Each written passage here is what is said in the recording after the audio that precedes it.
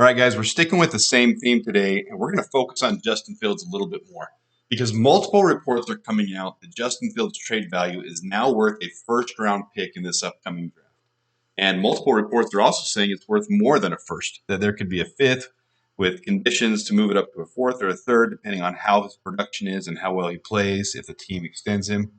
One of those that came out, this is on Twitter, NFL Notifications, which is a pretty reliable source, saying that multiple executives around the league believe that Fields can net a first-round pick in return for Justin Fields. The Bears can return that. Sports Mockery yesterday gave an expanded view on that article.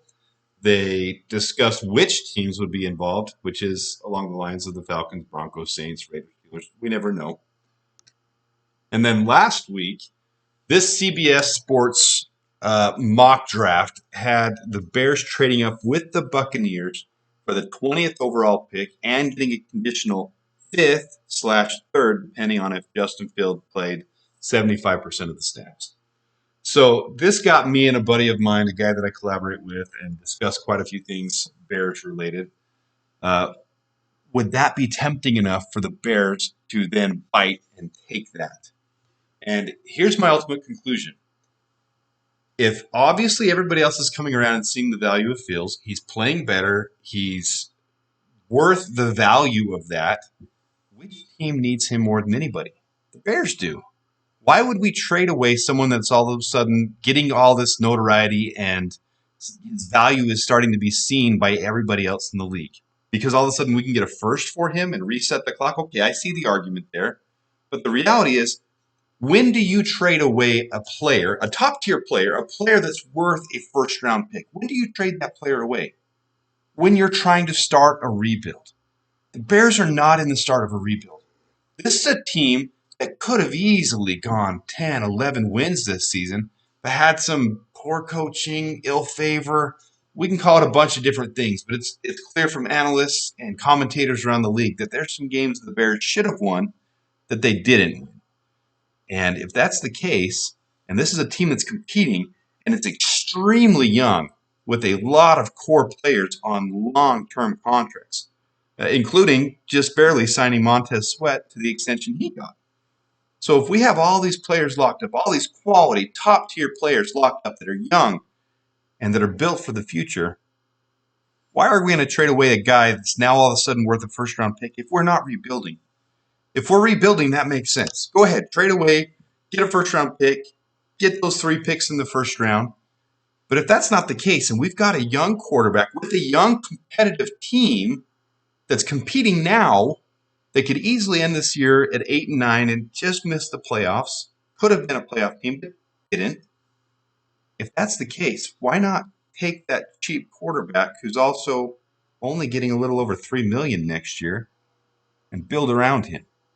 Take those 2 picks, get a wide receiver, get a defensive end, get a center, get a safety, get the core pieces that we need, and compete right away instead of trading him away and taking a quarterback that rarely goes to the playoffs in their first year. Now, I have confidence that if we did do that and we brought in the right quarterback, if Poles studied hard enough and he analyzed and he really felt 100% confident and he picked a quarterback in the first round, that this team could go to the playoffs as long as we get a couple more weapons. Sign a wide receiver in free agency, sign T. Higgins, get one of our top-tier picks as a wide receiver.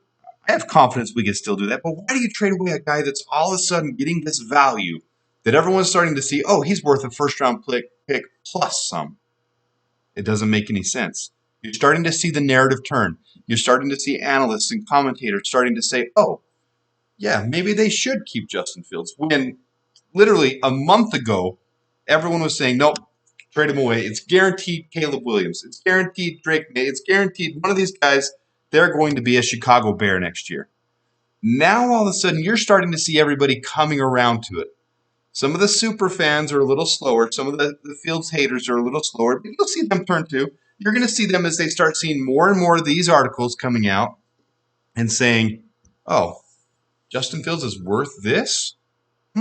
Maybe he's worth something to us then. Maybe we do stick with Justin Fields. My thoughts.